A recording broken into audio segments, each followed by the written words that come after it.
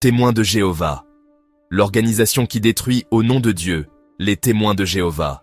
Pour certains, un simple groupe religieux qui va de porte en porte avec des brochures colorées. Pour d'autres, une secte fermée, contrôlante et profondément dangereuse. Ils se disent porteurs de la vérité. Mais la vérité sur eux, c'est que leurs mains sont propres de sang militaire, mais couvertes des larmes et des vies brisées de leurs propres membres. Pendant quelques minutes, on va lever le voile. Scandale judiciaire, manipulation, hypocrisie, luxe au sommet et misère à la base. Voici Warwick Inc., la multinationale de la foi, où Dieu est une marque déposée. Chapitre 1. L'image publique contre la réalité. Leur discours est rodé, pacifiste, neutre, proche des Écritures. Ils rejettent la guerre, la politique et disent protéger la pureté chrétienne. Mais ce pacifisme de façade cache une guerre bien plus insidieuse, une guerre interne contre leurs propres fidèles. Ici, pas de fusil, mais l'arme la plus efficace jamais inventée, le contrôle total de ta vie. Tu entres, on te promet la vie éternelle. Tu sors, on t'efface de l'existence. L'ostracisme, le rejet familial, l'isolement social, c'est leur mur invisible, leur prison sans barreaux. Chapitre 2. Comment ils piègent. Le recrutement commence souvent à la maison par des études bibliques gratuites. Ce qui semble être un moment de réflexion devient rapidement un conditionnement. Les livres et magazines ne sont pas là pour informer, mais pour formater. Chaque semaine, des heures de réunion, d'assemblée et de prédication, jusqu'à ce que tes seules références soient leurs publications. Et attention, penser par toi-même est un crime. Ils appellent ça l'apostasie. Dans le monde JW, douter, c'est déjà trahir. Chapitre 3. Les enfants comme cible. Dès l'enfance, on leur enseigne que tous les gens du monde seront détruits à Armageddon. Imagine grandir en croyant que tes voisins, tes camarades de classe et même des membres de ta famille vont mourir bientôt, parce qu'ils ne sont pas témoins de Jéhovah.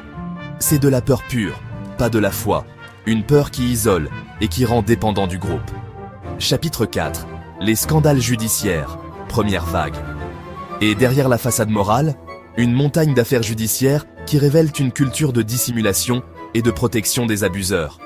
En Australie, la Commission royale a recensé 1006 cas d'abus sexuels sur enfants au sein de l'organisation. Aucun signalé à la police. Pourquoi ? À cause d'une règle interne absurde, la règle des 2 témoins.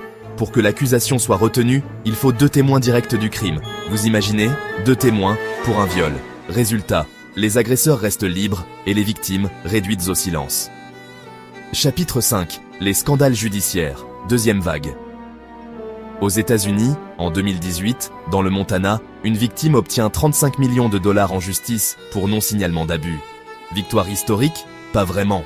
La Cour suprême de l'État annule tout en invoquant le secret religieux. Toujours aux États-Unis, en Louisiane, un administrateur, Joseph Fitzgerald Hall, admet avoir abusé sexuellement d'un mineur pendant des années. Sanction ? 11 mois de suspension, puis réintégration dans une nouvelle congrégation. Vous voulez pire ? En Pennsylvanie, un certain Sean Schaeffer est reconnu coupable de 7 chefs d'accusation pour viol sur un enfant. Membre actif au moment des faits. Chapitre 6. Les scandales judiciaires. Troisième vague. En Australie encore, un ancien leader religieux fait face à 52 chefs d'accusation. Viol, inceste, torture et même distribution d'images intimes, protégées des années par le silence de l'organisation. Au Royaume-Uni, une fillette de 4 ans est abusée par un ancien. Verdict, 275 000 de dommages-intérêts, tous les appels rejetés. Au Canada, des accords financiers secrets avec clause de silence imposées aux victimes. C'est simple, ils ne signalent pas, ils achètent le silence. Chapitre 7. Le luxe au sommet. Pendant que les fidèles se privent pour soutenir l'œuvre mondiale, que fait le sommet ? Anthony Morris III, membre du Collège central, est filmé en train d'acheter des cigares de luxe à 1000 $ pièce. Plus tard, il reçoit une villa payée par l'organisation. Voilà la réalité. La base donne, le sommet profite. Chapitre 8. L'immobilier comme business. Les témoins construisent gratuitement des salles du royaume, des centaines d'heures de bénévolat, payées de leur poche. Puis, l'organisation revend ses bâtiments et empoche la totalité du profit. Et ils appellent ça l'avancement de l'œuvre. Chapitre 9. L'hypocrisie spirituelle.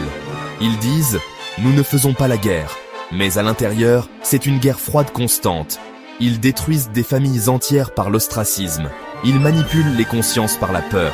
Ils couvrent des criminels pour protéger leur image. Et ils osent pointer le doigt vers le monde en le traitant d'impur. Chapitre 10. Pourquoi c'est spirituellement toxique? La Bible dit « On reconnaît un arbre à ses fruits ». Leurs fruits, abus, mensonges, suicides, famille détruite.